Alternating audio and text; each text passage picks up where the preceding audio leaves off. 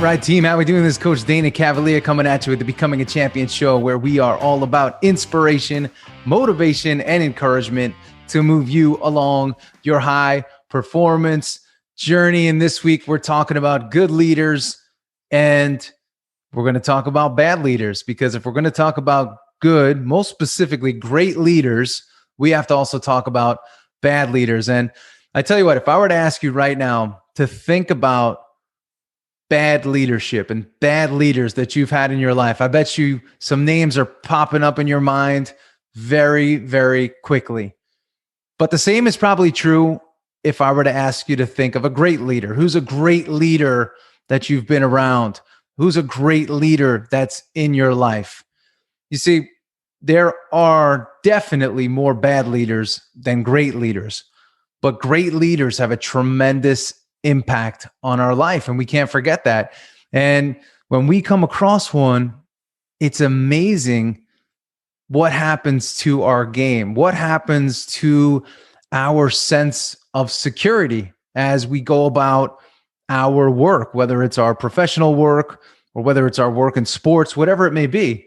But we feel so good when we're around great leadership, because it gives us a sense of security that says, hey, I'm doing it. I'm doing what I'm supposed to be doing. I'm doing what I'm supposed to be doing well. And when I'm not, this person lets me know that, but they do so in a way that's productive for me. They do so in a way that makes me feel like they have my best interest in mind, that I'm not just working for a paycheck, or I'm not just being used here to help somebody else achieve their goals, or run somebody else's play, or help somebody else's agenda.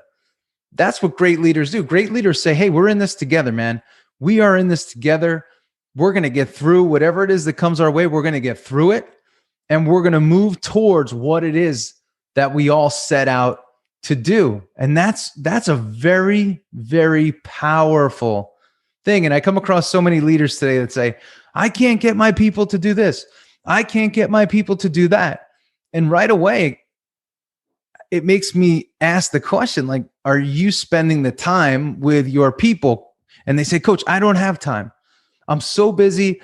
I'm preparing my company for sale, or I'm preparing for this, or we're launching a new product, or we're rebranding, or I just don't have, right? And they always have a list of reasons why they can't develop their people, or they don't spend the time developing their people. And that right there shows that they're going to struggle as a leader for a long time, and their people are going to piss them off for a long time, and they're going to have higher levels of turnover because they're not spending the time on their people. In the next 2 months or so, I have a new book coming out called Habits of a Champion Team. And it talks a lot about this. It talks about how a leader could get more out of their people by being there for their people, but not just being there, hey, I'm here, but actually figuring out what their people want, what their people need, and helping their people to articulate that. And when you can help your people articulate that, and you align them to a common goal, or a goal that says, hey, as you pursue this, you're also going to achieve what it is that you want, because now I know what it is that you need, and I'm here to help you get there. That is very, very powerful. I also think too, there's a dual responsibility, right? Our leaders have a responsibility to help their people get to where it is they want to go, and to achieve an overall goal and outcome for the company and for everybody. But I also believe that the people that make up the team, the people that are being led, also have a responsibility.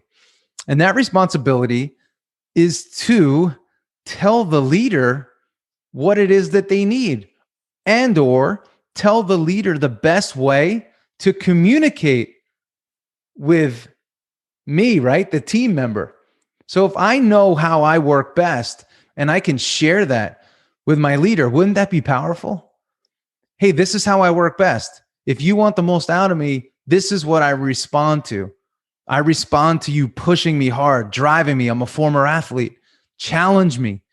Put me almost in a feeling of deficit, because I love that. It gives me a chip on my shoulder. It makes me excited, right? So we as team members have to share that with our leaders. And we can't be afraid to, because it's helping them. And we as leaders, we have to be open to our people sharing that. If you understand how you work best, it's up to you to share with your leader that communication style that you prefer. And you also have to share with that leader how to give you constructive criticism. So if you're not doing something, how does that leader approach you? Because if we're going to be telling our people, our leaders, if as people or team members, we're going to tell our leaders what we need and how to deliver that, we also have to be very comfortable in telling our leaders when we're not doing what we're supposed to be doing, how to communicate with us, how to drive us, how to push us, and how to deliver the news. You know, it can't be sunshine and rainbows all the time, folks. We have to be open to the feedback and even the criticism that we need at times. And that makes us better. I could think back to times in my life where I struggled a bit and you know, I'd have a leader, let's say the general manager of the Yankees, come up to me and say, "Hey, Dana, this is what I need from you." And I would right away, I'd get a little snappy because I didn't want to hear that. But then when I digested it and I thought about it, I said, you know what? This person is taking the time to deliver me feedback. That's an amazing thing, because most of the time, most people don't care. So when somebody's giving you feedback on how you can be better, be open to it. It's a very, very powerful thing that somebody cares enough about you to tell you what you're doing well and to tell you what you're not doing well. You got to be open to both. Like I said, going full circle here, it's up to us as team members to tell our leaders how we work best, how to lead us, because they want to know. And as leaders, we have to create that environment where our people have the ability to tell us what it is that we need, how to communicate best with us, right? That, think about what that takes off of a leader in terms of pressure. Most leaders, we're guessing how to best approach our people. But if we can have our people tell us how to best approach them, that's an amazing thing. And it makes our life easier. And what we can do, and we do this in sports, right? We create scouting reports for each player on our team. You can do the same as a leader. Hey, when I talk to Michael, here's Michael's preferred communication style. Here's what he's looking to achieve. Here's what he wants out of his professional career. Here's what he wants out of his personal life. And I have it all here. This is the best way to communicate with Michael. Now, when I communicate with Jan requires this. Jan is not a former athlete. Jan does not like aggressive push. She doesn't like that. She responds negatively. This is what Jan's looking to achieve in her life. So as we create these individual scouting reports, we can do really, really well as leaders. And, you know, I wrote a blog this week about great leadership versus bad leadership. And I talk about what does it mean to be a great leader and what does it mean to be a bad leader. And I will say this, as leaders, what we put out, we typically get back. So I wrote something that said, hey, a worried leader creates a worried team. A cheap and scarcity-driven leader creates a fearful team. A poor communicating leader creates a team that is a poor communicating team because the team doesn't know how to approach the leader. Poor communication leads to poor communication. A weak leader gets pushed around by their team, and a fearful leader micromanages their team. And if you think about that, right, we have a fearful leader, a cheap and scarcity-driven leader, a worried leader, a weak leader, maybe a leader that doesn't trust their team. All of that is messaging, both spoken and felt. And if your people hear certain words and phrases, it makes them feel uneasy. And if they see you behaving in a certain way, it could make them feel uneasy. Or it could work the other way, because if we're going to talk about what bad leadership is, like I just did, I gave some examples to you. Let's talk about great leadership, right? A strong leader strengthens his or her team. A bold leader lifts their team, right? They show up bold, they encourage their team to show up bold, and they go after it. A convicted leader instills confidence in their team, right? Our people are not afraid of making mistakes because we promote mistakes, right? Mistakes show that you're taking the lead. You're not going to be perfect every time, but neither am I as the leader. I'm going to make mistakes. And when I do, I say, damn, I made a mistake. And I tell you, made a mistake. A passionate leader fills their team with passion and excitement. A courageous leader lets their team know it will all work out, and it will all work out in our favor. This weekend on LinkedIn, I shared a post about a Japanese general, and the Japanese general was leading his people to war, leading his team to war. And he said, okay, I'm going to flip this coin. If it lands on heads, we will win the war. And if it lands on tails, well, we'll lose the war. So he flips the coin and he looks and he shows the team and he says, it's heads. And they go out and they win the war. And after the war, he calls the team together and he shows them the coin. And the coin had heads on both sides. He stacked the deck. He showed his team that, hey, we're going to win no matter what because we have heads on both sides. They didn't know that, but they performed to their highest level and to the expectations of the coin, right? The coin said we're going to win, and therefore we're going to win. It's like when you read your horoscope. You know, I'm not always into that, but sometimes I come across the paper and I read and I say, man, this is going to be a good week because look what my horoscope says. It's going to be a great month for those of us Libras out there.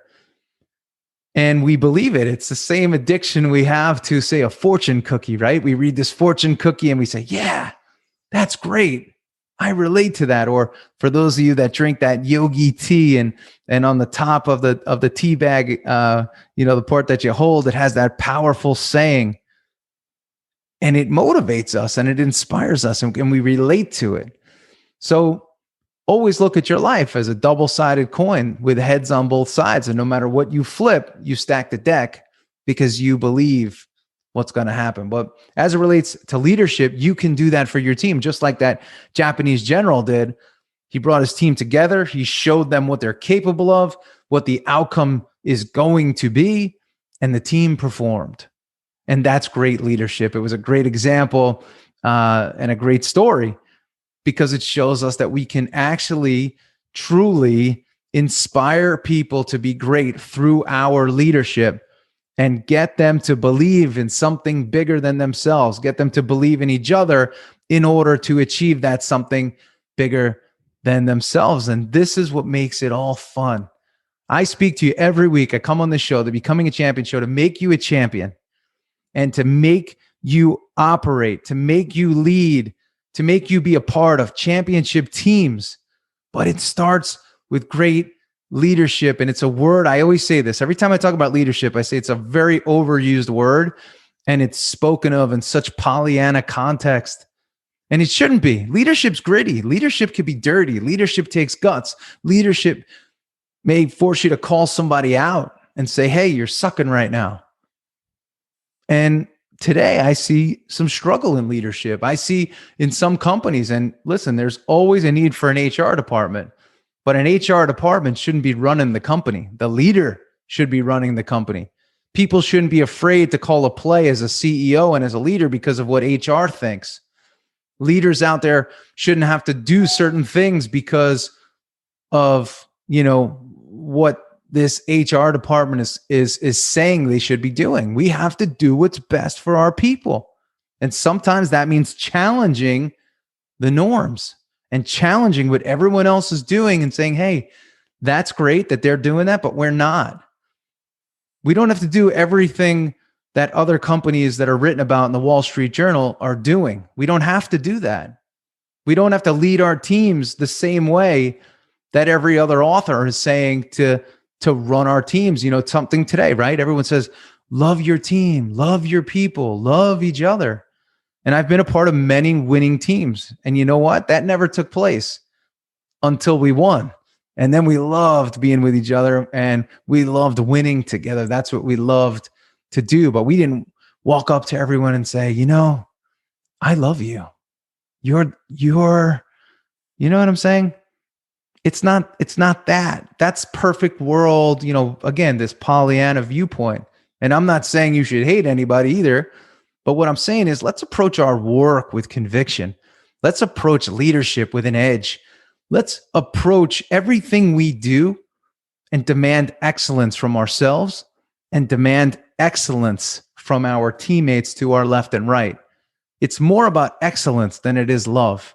It's more about a standard that is high for self and everyone involved. That's what it's about. And when everyone holds themselves to a high standard and holds the company's performance and outcomes in high regard and at a high standard, you know what happens?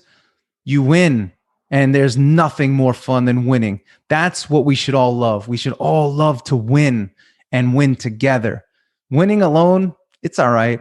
But winning as a team is amazing. You know, I have a 2009 World Series championship ring. And every time I put that on, I think about all of those games in the playoffs that helped us get there. All the big moments, from A-Rod stepping up to a player like David Robertson stepping up big coming out of the bullpen, to Mariano Rivera shutting it down, to Derek Jeter, and all these players just performing at a high level and performing together, and all those road trips we had that year, and all the dinners that we had together that year, and all the losing streaks that we had that year, but we came together. And that's what it's about, right? Coming together, winning together, and loving to win. That's my message for you. Love to win. Hold yourself to a high standard, the standard of excellence, aligned to your company's vision, your team's vision, and that big goal of winning championships. That's my message for you this week, and I hope you enjoy it.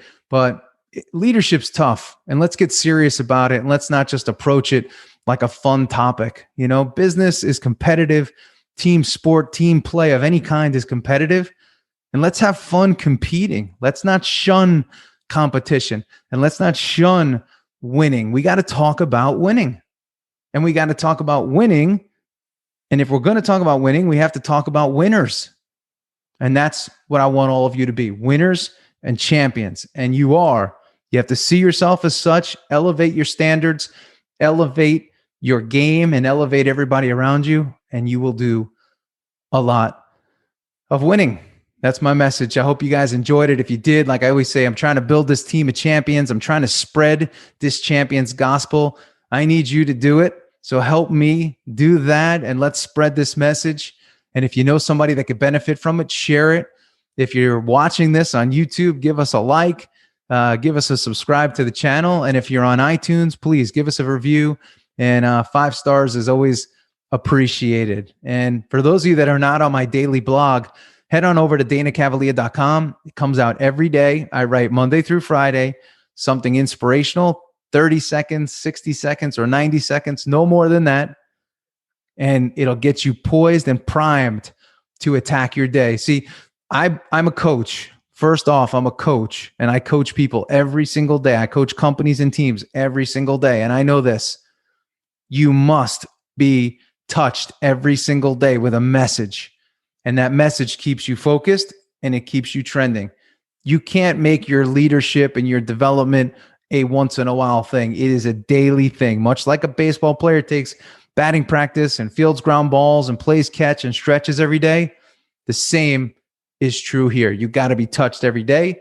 And I deliver that message to you every morning, 9 a.m. It comes right to your inbox. So get on that blog, danacavalea.com, and I will see you all next week. I love doing this. Thanks for listening, and thanks for being a part of this community of champions. I'll see you soon. Coach Dana Cavalea. See ya.